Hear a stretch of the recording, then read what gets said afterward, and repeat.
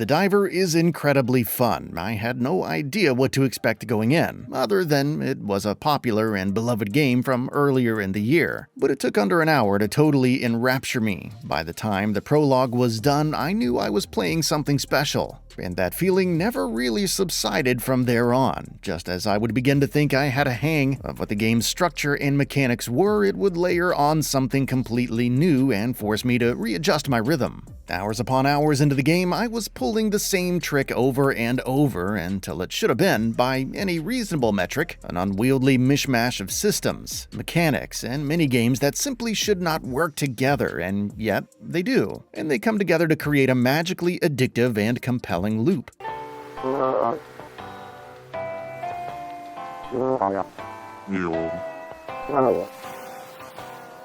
In case you, like me, somehow don't understand what Dave the Diver is, or why everyone who plays it starts raving about it, it's a bizarre blend of RPG and adventure, with time management and minor action elements thrown in to boot. You play as Dave, who is a diver, shocking I know, who gets in with a friend on opening a sushi restaurant near a mysterious water body called the Blue Hole. Initially, this simply entails helping run the place, diving into the Blue Hole to collect fish and ingredients and then serving the finished dishes later in the day to customers at the restaurant, but then it rapidly escalates and goes in different directions entirely. Soon, you're helping catalog the local wildlife, recovering items lost at sea or lake, whatever the Blue Hole is, and even stumbling upon an ancient aquatic civilization.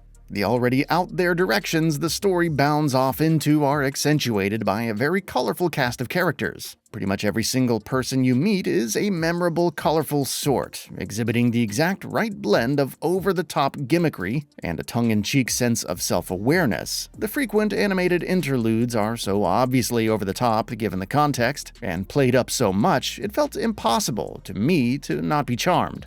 Every character feels interesting to interact with, and if there is one criticism I have, it's that sometimes I'd want to talk to them more than the game would let me. In terms of gameplay, Dave the Diver is, well, it's hard to explain. You play through the life of Dave day by day, and each day is broken into multiple discrete chunks of time. You spend the morning and afternoon diving, while you spend the evening working at the restaurant. These two lead to two very different gameplay loops. The former, which takes up the bulk of your time, involves you slowly descending into the Blue Hole's depths, in a sort of side-scrolling action game format. In the depths, you have to not only collect ingredients for later the evening, whether it's by killing the marine life wantonly or by gathering the more inert stuff, but also anything else the locals have asked for help with, whether it's to collect certain specimens to help a grad student complete her research, or to save the local wildlife from would-be ne'er-do-wells, and many more other fun, contrived scenarios to get you to spend more time exploring when you dive. Exploration can feel serene. The Blue Hole changes layouts each time you go in, though important landmarks and the general layout seem to be the same across multiple runs. So you never quite know what to expect, but it can be fun just slowly watching the schools of fish swim by as you slowly make your way to that outcropping of rock to nab yourself a starfish. However, you need to watch out for your oxygen. You can't let it run out. Your depth, your suit and gear needs to be upgraded to be able to go deeper, as well as the marine life that will also be hostile, whether they simply be poisonous sea urchins that hurt you if you unwisely try to pick them up, or something a lot scarier like sharks.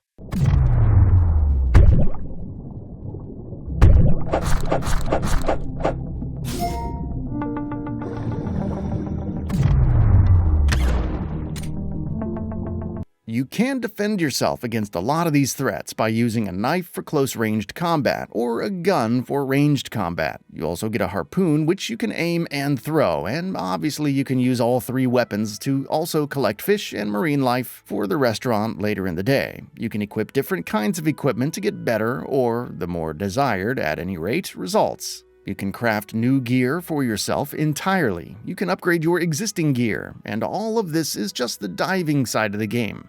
In the evenings, you help run the restaurant. This plays completely differently with almost zero mechanical overlap with the rest of the game. The overlap is narrative, structural, and thematic, and involves you first deciding on the menu for the day based on the ingredients you have, and then serving the customers as they come in, making sure to deliver the right people the right orders without taking too much time, while also keeping your eye on your ingredients and menu, and making sure you're topping up the necessary stuff, wasabi, to keep the place open for as long as possible.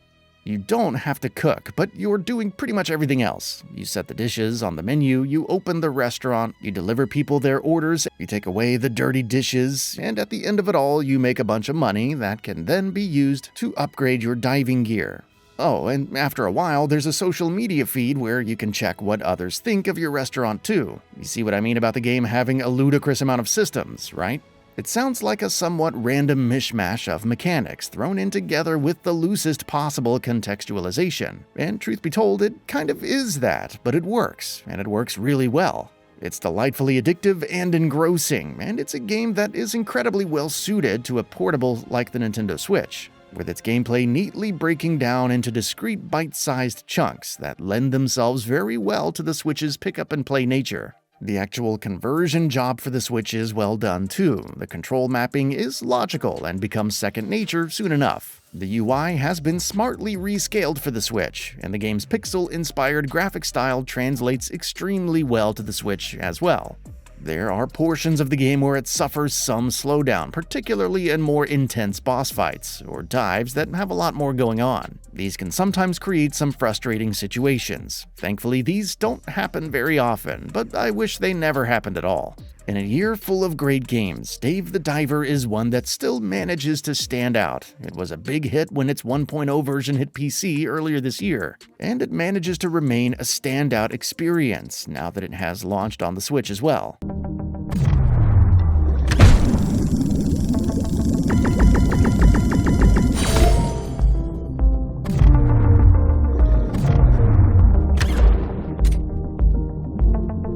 The best recommendation that I can give Dave the Diver is that in a year as packed and full of great games as 2023 has been, I would still call special attention to it and say that it stands out.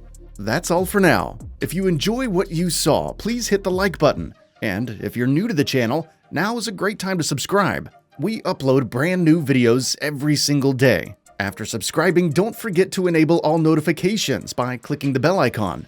Thanks for watching this video, and we'll see you next time, right here on GamingBolt.